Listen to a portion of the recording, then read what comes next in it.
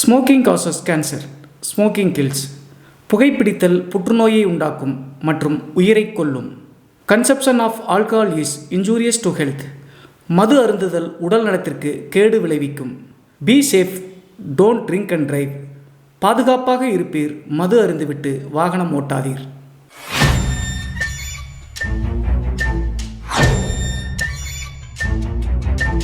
Hi everybody, நான் உங்கள் Siva. Welcome to our channel. இன்றைய காணொலியில் தமிழ்நாட்டினுடைய தலைநகரான சென்னையில் இருக்கக்கூடிய ஒரு கல்லூரி விடுதியில் நடந்த அதிபயங்கர அமானுஷ்ய திகில் சம்பவத்தை தாங்க முழுமையாக பார்க்க போகிறோம். இந்த சம்பவத்தில் மதுரையைச் சேர்ந்த நம்ம சேனலுடைய சப்ஸ்கிரைபர் 2022 காலகட்டத்தில் சென்னையில் இருக்கக்கூடிய ஒரு கல்லூரி விடுதியில் போய் தங்கும்போது நடந்த திகில் நிகழ்வு தாங்க இன்றைய காணொலி. ஸோ இன்றைய காணொலியும் கொஞ்சம் கூட சுவாரஸ்யம் மற்றும் த்ரில்லிங் குறையாமல் நீங்கள் அப்படியே எதிர்பார்க்கலாங்க. இதுபோன்று உங்களுடைய வாழ்க்கையிலும் ஏதாவது திகில் சம்பவம் நடந்துருந்துச்சுன்னா இந்த மின்னஞ்சல் மூலியமாக அதை ஷேர் பண்ணலாங்க. ஒருவேளை மின்னஞ்சலில் டைப் பண்ணுறது கஷ்டமாக இருந்துச்சு அப்படின்னா நம்ம சேனலோட இன்ஸ்டாகிராம் லிங்க்கை கீழே டிஸ்கிரிப்ஷனில் கொடுத்துருக்காங்க. அதில் போய் ஃபாலோ பண்ணிவிட்டு வாய்ஸ் நோட்டாக கூட ஷேர் பண்ணலாங்க. இது வரைக்கும் நம்ம சேனலை நீங்கள் சப்ஸ்கிரைப் பண்ணாமல் பார்த்துட்டு இருந்தாலும் சரி, புதிய பார்வையாளராக இருந்தாலும் சரி, வீடியோவுக்கு கீழே இருக்கக்கூடிய சப்ஸ்கிரைப் பட்டன் மற்றும் பெல் ஐக்கான் இரண்டையுமே கிளிக் பண்ணிடுங்க. நம்ம ஷோக்குள்ளே போகலாம்.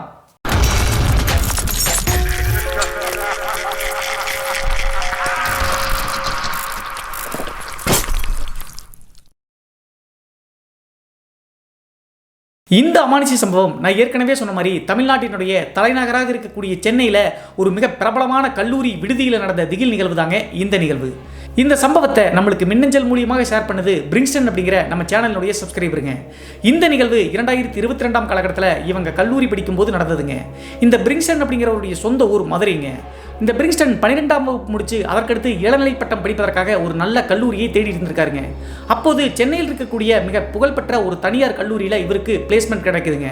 அதற்கடுத்து அங்கே போய் படிக்கலாம்னு சொல்லிட்டு தன்னுடைய சொந்த ஊரான மதுரையை விட்டு சென்னையில் இருக்கக்கூடிய அந்த கல்லூரியை நோக்கி கிளம்ப ஆரம்பிக்கிறாருங்க. அந்த கல்லூரியில் போய் தன்னுடைய படிப்பு நல்லா தாங்க போயிட்டு இருந்திருக்கு. அப்போது இவர் படிக்கக்கூடிய அதே கல்லூரியினுடைய விடுதி இருக்குங்க. அங்கே தான் இவருக்கு ரூம் அரேஞ்ச்மெண்ட் ஒதுக்கி கொடுத்துருக்காங்க.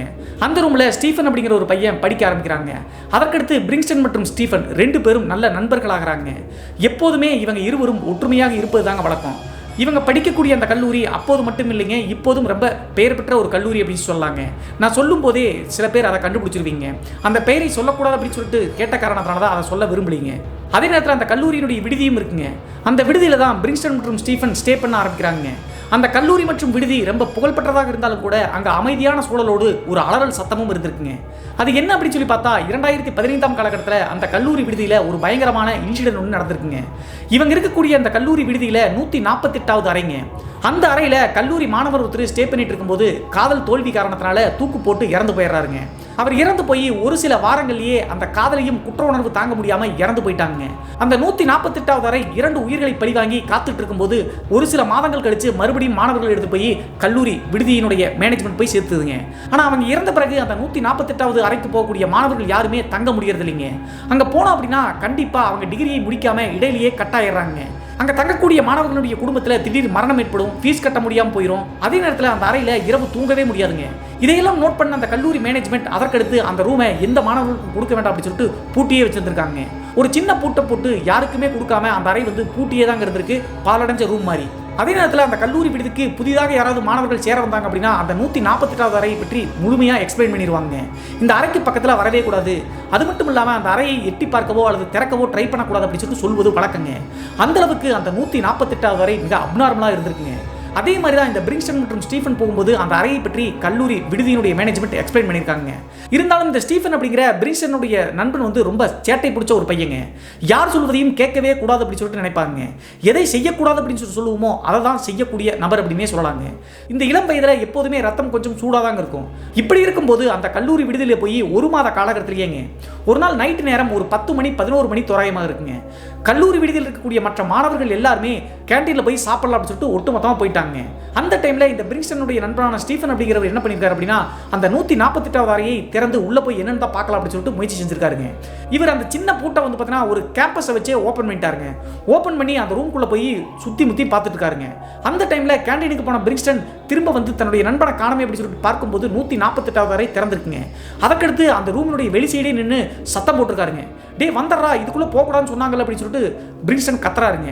அப்போது ஸ்டீஃபன் வந்து கிண்டல் அடிச்சுட்டே, இந்த ரூம்குள்ளே என்னென்னமோ இருக்குன்னு சொன்னாங்க, நான் 10 நிமிஷத்துக்கு மேலே உள்ளதாக இருக்கேன், இங்கே ஒன்றுமே இல்லடா, ஒரு வெங்காயமும் கிடையாது, நம்மகிட்ட கதை விட்டுருக்காங்க அப்படின்னு சொல்லிட்டு கிண்டல் பேசியிருக்காருங்க. அதற்கு பிறகு கல்லூரி விடுதியினுடைய வாரம்கான வந்துருவார் அப்படின்னு சொல்லிட்டு அவசர அவசரமாக அந்த ரூமை வந்து பூட்டிட்டு, டம்மி பூட்டு மாதிரி தாங்க இருக்கும், பூட்டின மாதிரி தெரியும், அதே மாதிரி பூட்டி விட்டு 2 பேரும் நேராக அவங்களுடைய ரூமுக்கு போயிட்டாங்க. போகிற வரைக்குமே பிரின்ஸ்டன் ஸ்டீஃபனை திட்டிகிட்டே இருக்காருங்க. அங்கே எவ்வளவு தவறான விஷயங்கள் நடக்குது, உயிருக்கே ஆபத்துன்னு சொல்லியிருக்காங்க, நீ எதுக்கடா போன அப்படின்னு சொல்லிட்டு பிரின்ஸ்டன் ஸ்டீஃபனை திட்டுறாருங்க. அப்போதும் ஸ்டீஃபன் வந்து பார்த்தீங்கன்னா பிரின்ஸ்டனை கிண்டல் தாங்க பண்ணுறாரு. டே, நான் உள்ளேயே போயிட்டு வந்துட்டேன், என்ன நடக்குதுன்னு பார்த்துக்கலாம், அங்கே ஒரு வெங்காயம் கிடையாதுரா அப்படின்னு சொல்லிட்டு கிண்டல் பேசிட்டு தாங்க இருந்திருக்காரு. அதற்கு பிறகு எல்லாரும் சாப்பிட்டு முடிச்சுட்டு தூங்கலாம்னு சொல்லிட்டு பிரின்ஸ்டன் மற்றும் ஸ்டீஃபன் அவங்களுடைய அறையில் தூங்கிட்டு இருக்காங்க. இப்படி இருக்கும்போது தான் இவங்க இருவருக்கும் அமானுஷ்ய புயல் வீச ஆரம்பிச்சுங்க. என்ன நடந்துச்சு சொல்லி பார்த்தா, நடுநீசி நேரம் அந்த ரூம்குள்ளே யாரோ முனகல் சத்தம் கேட்டு டக்குன்னு இந்த பிரின்ஸ்டன் எந்திரிக்கிறாருங்க. எந்திரிச்சு பார்க்கும்போது 2 அடி தூரத்தில் படுத்திருக்கக்கூடிய ஸ்டீஃபன் தான் புலம்பிட்டு இருக்கா அப்படின்னு சொல்லிட்டு புரிஞ்சிருச்சுங்க. அந்த டைமில் என்ன பேசுகிறா அப்படின்னு சொல்லிட்டு கேட்கலாம்னு சொல்லிட்டு படுக்கையிலிருந்து எழுந்து முகத்தை பார்த்துருக்காருங்க. அந்த டைமில் மல்லாக்கப்படுத்திட்டே விட்டத்தை பார்த்து ஸ்டீஃபன் படுத்திருக்காருங்க. அது மட்டும் இல்லாமல் ஆழ்ந்த உறக்கத்தில் இருந்தாலும் கூட அவருடைய கண்கள் வந்து பாதி நிலையில் மூடின மாதிரி இருக்குதுங்க, பாதி மூடாத மாதிரி இருக்குது. அதற்கடுத்து கருவிழி அப்படியே உள்ளே போய் சுத்தமாக வெள்ளை அடித்த மாதிரி பார்க்கவே மிக கொடூரமாக அவருடைய முகத்தோற்றம் இருக்குங்க. அது மட்டும் இல்லாமல் ஸ்டீஃபனுடைய உடம்பு அப்படியே வெட்டுற மாதிரிங்க, துடிப்பாங்கல்ல அந்த மாதிரி அங்கிட்டும் இங்கிட்டும் துடிக்கிற மாதிரி பண்ணிக்கிட்டே அந்த முகத்தோற்றம் இருந்திருக்குங்க. இந்த டைமில் தான் பிரின்ஸ்டனுக்கு கொஞ்சம் பயம் வந்துருச்சுங்க. அந்த ரூமுக்கு போயிட்டு வந்தால் இப்போ இப்படிலாம் நடக்குதே, ஒருவேளை நம்ம ஏமாத்த பார்க்குறானோ அப்படின்னு சொல்லிட்டு யோசிச்சுக்கிட்டே கொஞ்சம் நேரம் முத்து பார்க்குறாருங்க அந்த முகத்தோற்றத்தையே. அப்போது ஸ்டீஃபன் ஒரு வார்த்தையை சொல்கிறாருங்க முனகிட்டே. அது என்ன வார்த்தை அப்படின்னு சொல்லிட்டு காது கொடுத்து கேட்கும்போது இன்னும் ஒரு பெரிய ஷாக்குங்க. ஸ்டீஃபன் அப்படி பண்ணிக்கிட்டே என்ன சொல்கிறாரு அப்படின்னு சொல்லி பார்த்தா, ஐ வில் கில் யூ, நான் உன்னை கொல்ல போகிறேன் அப்படின்னு சொல்லிட்டு சொல்கிறாருங்க. இந்த வார்த்தையை கேட்ட உடனே பிரின்ஸ்டனுக்கு தூக்கி வாரி போட்டுருச்சுங்க. யாரை கொல்ல போகிறேன்னு சொல்கிறான் அப்படின்னு சொல்லிட்டு யோசிச்சுக்கிட்டே எதுவும் தெரியாத மாதிரி வந்து படுக்கையில் படுத்துட்டாருங்க. படுத்துக்கிட்டே இப்படி வித்தியாசமாக செய்யக்கூடிய ஸ்டீஃபனை பார்த்துக்கிட்டே இருக்காருங்க. அந்த டைமில் சடனாக மல்லாக்கப்படுத்திருந்த ஸ்டீஃபன் டக்குன்னு இவரை பார்த்து உடம்பை டேர்ன் பண்ணுறாருங்க. இவருடைய முகத்துக்கு முகம் நேராக பார்த்துக்கிட்டு அந்த வெள்ளை படிஞ்ச கண்களோடு கொடூர முகமாக அப்படியே எதையோ சொல்கிறாருங்க சிரிச்சுக்கிட்டே. என்ன சொல்கிறாரு அப்படின்னு சொல்லி பார்த்தா, என்ன கொன்ன மாதிரியே அவன் உன்னையும் கொல்ல போகிறான் அப்படின்னு சொல்லிட்டு சொன்ன உடனே பிரின்ஸ்டனுக்கு தூக்கி வாரி போட்டுச்சுங்க. நம்மளை பார்த்தா ஸ்டீஃபன் இப்படி சொல்கிறா அப்படின்னு சொல்லிட்டு புரிஞ்சுக்கிட்டு பயத்தில் வந்து பார்த்தீங்கன்னா என்னடா உளற அப்படின்னு சொல்லிட்டு கத்திருக்காருங்க. கத்தின உடனே மறுபடியும் அந்த கனத்த குரல்ல என்ன கொன்ன மாதிரியே அவன் உன்னையும் கொல்ல போகிறான் அப்படின்னு சொல்லிட்டு சிரிச்சுக்கிட்டே அப்படியே மறுபடியும் மல்லாக்க திரும்பிக்கிட்டாருங்க. திரும்பிட்டு உடல் அசைவு இல்லாமல் அப்படியே படுத்துட்டாருங்க. பயந்து போன பிரின்ஸ்டனுக்கு என்னடா இப்படி சொல்கிறா அப்படின்னு சொல்லி யோசிச்சு பார்த்து தூக்கமே வரலைங்க. அதற்கடுத்து அவர் பக்கத்தில் படுக்க பயம் வந்த காரணத்தினால 2-3 ரூம் தள்ளி இன்னொரு ஃப்ரெண்ட் இருக்காருங்க, அவருடைய அறையில் போய் ரிக்வெஸ்ட் பண்ணி கேட்டு படுத்துக்கிட்டாருங்க. பொதுவாக இரவு நேரத்தில் மாணவர்கள் அவங்களுக்கு கொடுத்த அறையில் மட்டும் தாங்க படுக்கணும், வேற ஒரு நபருடைய அறைகளில் போய் படுப்பதற்கு அலோவ் பண்ண மாட்டாங்க ஹாஸ்டல் வார்டன். இருந்தாலும் அன்றைக்கி மிட் நைட் ஆன காரணத்தினால ஹாஸ்டல் வார்டன் நீ ரவுண்ட்ஸ்க்கு வர மாட்டார், காலையில் முழிக்கிறதுக்குள்ளே நம்ம சொந்த ரூமுக்கு போயிடலாம் அப்படின்னு சொல்லிட்டு பிரின்ஸ்டன் போய் பக்கத்து நண்பனுடைய அறையில் படுத்துக்கிட்டாருங்க. இதுதான் ஸ்டீஃபனுக்கு அந்த 148வது அறைக்குள்ள போயிட்டு வந்து நடந்த முதல் நிகழ்வுங்க. அடுத்த நாள் காலையில் முழிச்சு எந்திரிச்சு வேகமாக அவருடைய சொந்த ரூமுக்கு போயிட்டு குளிச்சுட்டு இருக்காருங்க. ஸ்டீஃபன்கிட்ட பேசுவதற்கே பயங்க. அப்போது ஸ்டீஃபன் வந்து கல்லூரிக்கு கிளம்புற மாதிரியே தெரியலீங்க, படுத்த படுக்கையே கிடக்கிறாரு. அவர்கிட்ட பேசுவதற்கே பயந்து போன பிரின்ஸ்டன் அவன் என்னமோ பண்ணிட்டு அப்படி சொல்லிட்டு கிளம்பி கல்லூரிக்கு போயிட்டாருங்க. அடுத்த நாள் காலையில் எல்லோரும் கல்லூரிக்கு போனாங்க. ஆனால் இந்த ஸ்டீஃபன் அப்படிங்கிற நபர் மட்டும் படுத்துக்கிட்டு வரவே இல்லைங்க, விடுதியிலேயே இருந்துக்கிட்டாரு.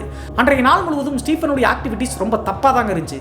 சாயந்தரம் 4 மணி 4:30 மணிக்கு வந்து பார்க்கும்போது ஸ்டீஃபன் அறையில் இல்லைங்க. பிரின்ஸ்டன் வந்து தன்னுடைய நண்பன் எங்கே போனா அப்படின்னு சொல்லிட்டு தேடும்போது கரெக்டாக அந்த 148வது அறை இருக்கு இல்லையா, அந்த அறை கதவினுடைய முன்னாடிங்க நின்றுக்கிட்டு அந்த கதவையே உத்து பார்த்துட்டு இருக்காருங்க. மற்ற மாணவர்கள் எல்லாரும் பார்த்தாலும் கூட அவர்கிட்ட போய் எதுவும் கேட்கலீங்க, என்னடா இங்கே நிற்கிற அப்படின்னு சொல்லிட்டு. ஆனால் தன்னுடைய நண்பன் ஆச்சு அப்படின்னு சொல்லிட்டு பிரின்ஸ்டன் வந்து பக்கத்தில் நெருங்கி போய் அந்த 148வது அறைக்கு முன்னாடி நின்னார்ல, டேய் என்னடா பண்ணுற அப்படின்னு சொல்லிட்டு கேட்கும்போது எந்தவித பதிலும் சொல்லாமல் கதவுக்கு முன்னாடி நின்னவர் சைடில் போனோம் அப்படின்னா ஜன்னல் இருக்குங்க, அந்த ரூம் பார்க்கலாம், அந்த ஜன்னல் சைடு நின்று உத்து பார்க்குறாருங்க. மேலையும் கீழையும் பார்க்குறாருங்க, ரூம்குள்ளே எதுவுமே இல்லை. பிரின்ஸ்டனும் எட்டி பார்த்து அவருடைய கண்களுக்கு எதுவும் தட்டுப்படாத காரணத்தினால என்னடா பண்ணுற அப்படின்னு சொல்லிட்டு கேட்கும்போது அவர் ஒரு வார்த்தையை சொல்கிறாருங்க, பாரு அந்த ரூமோட மூலையில் அந்த அண்ணன் நிற்கிறாரு, நம்மளை கூப்பிடுறாரு அப்படின்னு சொல்லி சொல்கிறாருங்க. இதை கேட்ட உடனே பிரின்ஸ்டனுக்கு தூக்கி வாரி போட்டுச்சுங்க. அவர் சொன்ன இடத்தை இவர் பார்க்கும்போது இவருடைய கண்களுக்கு எதுவும் தெரியலைங்க. அது மட்டும் இல்லாமல் அந்த ரூமுடைய மேல் ரூஃப் இருக்கும்ல, அந்த ரூஃபையே இந்த ஸ்டீஃபன் அப்படிங்கிறவர் உத்து பார்த்துட்டு இருக்காருங்க. அதற்கு பிறகு பயந்து போய் ஒரு வழியாக அவரை இழுத்து கொண்டு வந்து ரூமில் உட்கார வச்சிட்டாருங்க. அதற்கடுத்து ஏதோ தப்பு நடக்க போகுது அப்படின்னு சொல்லிட்டு தெரிஞ்சுக்கிட்ட பிரின்ஸ்டன் என்ன பண்ணுறாரு அப்படின்னா, இதை சொல்லாமல் இருக்கக்கூடாது அப்படின்னு சொல்லிட்டு நேராக விடுதியினுடைய மேனேஜ்மெண்ட்டில் இருக்கக்கூடியவர் ஒரு பாஸ்டருங்க, பிரீஸ்ட்னு சொல்லுவோம் இல்லையா, பாதிரியார், அவருக்கு ஃபோன் பண்ணுறாருங்க. இப்படியெல்லாம் நடக்குது. நைட்டு வந்து 148வது அறையை திறந்து உள்ளே போயிட்டான். அதற்கு பின்னாடி எல்லாமே தப்பாக பண்ணுறான். அவனுடைய ஆக்டிவிட்டீஸ், பிஹேவியர் எதுவுமே புரிய மாட்டேங்குது. என்ன கொல்ல போகிறான்னு வேற சொல்கிறா அப்படின்னு சொன்ன உடனே அந்த பிரீஸ்ட் வந்து பார்த்தீங்கன்னா வெளியூரில் இருப்பாருங்க. நான் 2 நாளில் வந்துடுவேன், நான் வர வரைக்கும் இந்த விஷயத்தை யாருக்கிட்டையும் ஷேர் பண்ணாத, சொன்னால் எனக்கு வேலைக்கு தான் ஆபத்து, நான் வந்து பார்த்துக்கிறேன் அப்படின்னு சொல்லியிருக்காருங்க. அந்த விடுதியினுடைய ஹெட் பிரீஸ்ட் வந்து அப்படி சொன்ன காரணத்தினால சரி அப்படின்னு சொல்லிட்டு ஃபோனை கட் பண்ணிட்டாருங்க. வந்துட்டு அடுத்த நாள் இரவு நடந்தது இன்னும் ஒரு பயங்கரம் அப்படின்னு சொல்லலாங்க. நைட்டு சாப்பிட்டு முடிச்சுட்டு இந்த பிரிங்ஸ்டன் மற்றும் ஸ்டீஃபன் அந்த அறையில் தூங்க ஆரம்பிக்கிறாங்க. நான் ஏற்கனவே சொன்ன மாதிரி மறுபடியும் வந்து பக்கத்து அறையில் போய் தூங்கலாம் முடியாதுங்க, அலோவ் பண்ண மாட்டாங்க தற்போது இருக்கக்கூடிய வார்டன். ஏன்னா 2-3 வார்டன் இருப்பாங்க. அந்த ஹெட்டாக இருக்கக்கூடியவர் தான் ஊருக்கு போயிருக்காரு. மற்ற வார்டன்லாம் இருப்பாங்கல்ல, அவங்க வந்து ரவுண்ட்ஸ் வந்தாங்க அப்படின்னா பிரச்சனையாரு அப்படின்னு சொல்லிட்டு அவருடைய நண்பனுடைய சொந்த அறையிலேயே தூங்கிட்டு இருக்காருங்க ஸ்டீஃபன் மற்றும் பிரிங்ஸ்டன். முன்னாடி நாள் இரவு தான் நல்லா தூக்கம் இல்லாத காரணத்தினால அவரை எரியாமல் ஆழ்ந்த தூக்கத்துக்கு போயிட்டாருங்க இந்த பிரிங்ஸ்டன் அப்படிங்கிறவர். நடுநிசி நேரம் திடீர்னு மறுபடியும் பயங்கரமான ஒரு சத்தம் கேட்டிருங்க அந்த ரூம்குள்ள.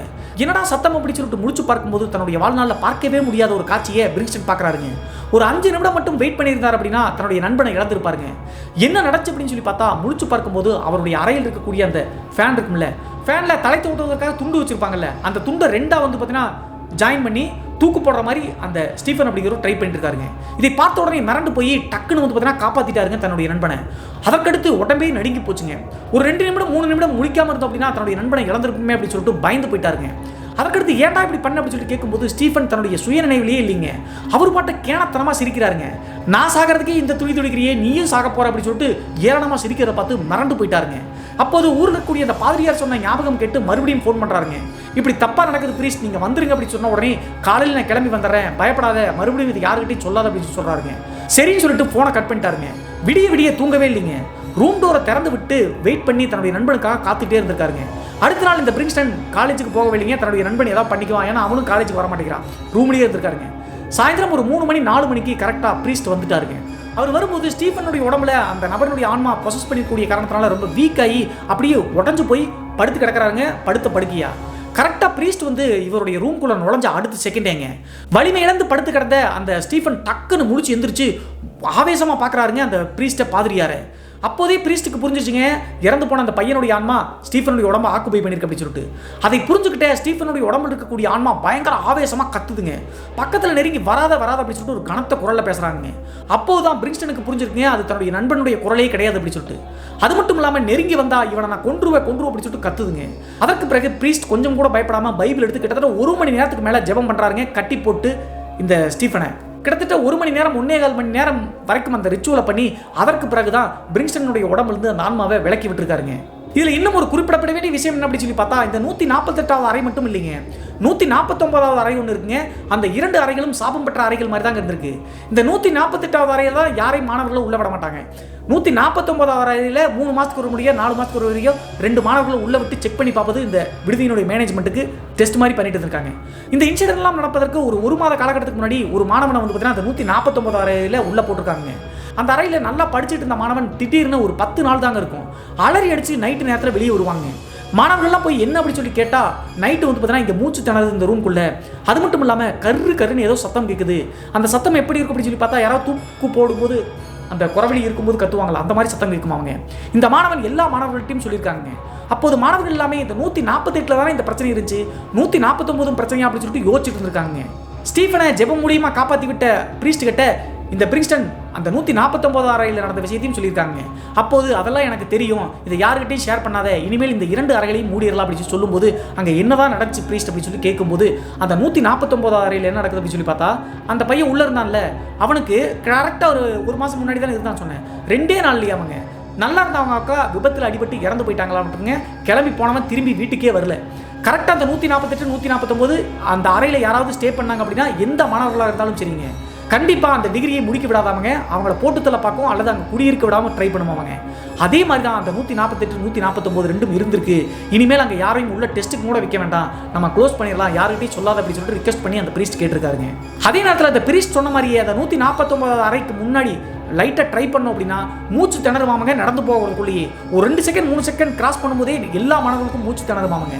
அப்போதான் அந்த பிரீஸ்ட் சொன்னது உண்மை அப்படின்னு சொல்லிட்டு புரிய ஆரம்பிச்சுங்க இந்த பிரிங்ஸ்டனுக்கு. அந்த கல்லூரி விடுதி எல்லா இடத்துலையுமே வந்து பார்த்தீங்கன்னா ஃபேன் போட்டிருக்காங்க. ஆனால் அந்த 148வது அறையில் மட்டும் ஃபேனும் கிடையாதுங்க. அந்த ஃபேன் மாற்ற ஹூக் இருக்கும்ல, ஸ்ரீலிங்கில் அடிப்பாங்கல்ல, அதுவும் கிடையாதுங்க. அதற்கான காரணத்தையும் இந்த பிரீஸ்ட் அந்த பிரிங்ஸ்டன்கிட்ட எக்ஸ்பிளைன் பண்ணியிருக்காருங்க. என்ன நடந்திருக்கு அப்படின்னு சொல்லி பார்த்தா, அந்த 2015 அந்த மாணவன் தூக்கு போட்டு இறந்தார் இல்லையா, அப்போ ஃபேன்லாம் இருந்திருக்கு. இறந்ததுக்கு பிறகு அந்த தூக்கு போட்டு இறந்த ஃபேனை கழட்டி போட்டாங்க. அதற்கடுத்து அந்த ஃபேன் மாற்றக்கூடிய ஊக்கு மட்டும் இருக்கும்ல, சில மாணவர்கள் வந்து ஆர்வக்கோளாறுல ஜன்னலை திறந்து அந்த ஊக்க பார்த்தாங்க அப்படின்னா கொஞ்ச நேரம் பார்த்தா போதும், அவங்க பைத்தியம் முடிச்ச மாதிரி ஆயிடுவாங்களாமங்க, வித்தியாசமாக பிஹேவ் பண்ணுவாங்களாமா. அதனால் அந்த கல்லூரி மேனேஜ்மெண்ட் என்ன பண்ணிட்டாங்க அப்படின்னா, அந்த ஃபேன் மாட்டின ஊக்கையும் பிடிங்கிட்டு அப்படியே சிமெண்ட் பூசி முழுகிட்டாங்க. ஆனால் அந்த சிமெண்ட்டை பூசின அந்த இடம் மட்டும் தனியாக இப்போதும் செப்பரேட்டாக காமிக்குமாமங்க. இப்போதும் கூட நிறைய மாணவர்கள் ஜன்னல் வழியாக ஆர்வக்கோளாறுல போய் அந்த பூசின இடத்த பார்த்தாங்க அப்படின்னா கொஞ்ச நேரம் பார்த்தா போதுமாமங்க, ஏதோ ஒரு குரல் இவங்களை உள்ள கூப்பிடுற மாதிரி கூப்பிடுவாங்க. உள்ளவா, நான் உன் நண்பன் தான் அப்படின்னு சொல்லிட்டு சொல்லுவாங்க. அது அப்போது மட்டும் இல்லைங்க, அந்த 148வது அறையினுடைய ஜன்னல் வழியாக அந்த சிமெண்ட் பூசின முழுகின இடத்த பார்த்தோம் அப்படின்னா கண்டிப்பாக அந்த குரல் கேட்டுகிட்டே இருக்கும் பிரதர். இப்போது இருக்கக்கூடிய மாணவர்கள்ட்ட கேட்டால் கூட சொல்லுவாங்க. ஆனால் பெரும்பாலும் இது யாரும் வெளியே ஷேர் பண்ணுறதில்ல, நாங்கள் படித்ததுனால ஷேர் பண்ணேன். அங்கே படித்த மாணவர்கள் யாராவது இருந்தாங்கன்னா கண்டிப்பாக நம்மளுக்கு கமெண்ட் பண்ணுவாங்க, பாருங்க பிரதர் அப்படி சொல்லிட்டு இந்த பிரிங்ஸ்டன் அப்படிங்கிறவர் இந்த மின்னஞ்சலை சொல்லி முடிச்சாருங்க. இன்னும் ஒரு முக்கியமான விஷயம் என்ன அப்படின்னு சொல்லி பார்த்தா, அடிக்கடி அந்த ஜன்னல் வழியாக மாணவர்கள் கியூரியாசிட்டியில் எட்டி பார்க்குறாங்க அப்படின்னு சொல்லிட்டு அந்த ஜன்னலை வந்து பார்த்தீங்கன்னா மரக்கதவோ அல்லது கண்ணாடி வழியாகவோ போடுவாங்களாமங்க கார்பெண்டரை வச்சு. அந்த கார்பெண்டர் அந்த ஜன்னலை வந்து மூடுறதுக்குள்ள அவ்வளவு பாடுபடுவாராமங்க. எப்படியும் 2-3 ரத்தக்காவை கையிலையோ காலிலையோ வாங்குவாங்க. அப்படி கஷ்டப்பட்டு அந்த ஜன்னலை கண்ணாடி வழியாகவும் மரப்பலகை வழியாக மூடணும் அப்படின்னா 2-3 நாள் கூட தாங்காதாங்க, ஆட்டோமேட்டிக்காக பிரேக் ஆகி கீழே விழுந்துருவாங்க. இது எல்லாமே 2015ஆம் காலகட்டத்தில் அந்த ரூமில் இறந்து போன அந்த ஆசை நிறைவேறாமல் இருந்த அந்த காதலனுடைய ஆன்மாவனுடைய வேலைதான் அப்படி சொல்லிட்டு இந்த பிரிங்ஸ்டன் தெளிவாக சொன்னாருங்க. இந்த சம்பவம் ரொம்ப ஷார்ட்டாக இருந்தாலும் கூட எனக்கு கொஞ்சம் நடுக்கம் கொடுத்த காரணத்தினால தான் பிசுறு மாறாமல் உங்களுக்கு அப்படியே சொல்லியிருக்காங்க. இந்த சம்பவத்தை பற்றிய உங்களுடைய கருத்து என்ன அப்படி சொல்லிட்டு மறக்காமல் கமெண்ட் பாக்ஸில் கமெண்ட் பண்ணுங்க. இதுபோன்று உங்களுடைய வாழ்க்கையிலும் ஏதாவது திகில் சம்பவம் நடந்துருச்சுன்னா இந்த மின்னஞ்சல் மூலியமாக அதை ஷேர் பண்ணலாங்க. ஒருவேளை மின்னஞ்சலில் டைப் பண்ணுறது கஷ்டமாக இருந்துச்சு அப்படின்னா நம்ம சேனலோட இன்ஸ்டாகிராம் லிங்க்கை கீழே டிஸ்கிரிப்ஷனில் கொடுத்துருக்காங்க, அதில் போய் ஃபாலோ பண்ணிவிட்டு வாய்ஸ் நோட்டாக கூட ஷேர் பண்ணலாங்க. நம்ம சேனலை சப்ஸ்கிரைப் பண்ணாமல் பார்த்துருந்தீங்க அப்படின்னா தயவுசெய்து சப்ஸ்கிரைப் பண்ணிடுங்க. அப்போ தான் இந்த மாதிரி த்ரில்லிங்கான ஸ்டோரியை நீங்கள் கேட்க முடியும். மீண்டும் ஒரு த்ரில்லிங்கான அமானுஷி எபிசோடுடன் உங்களை சந்திக்கும் வரை நான் உங்கள் சிவா.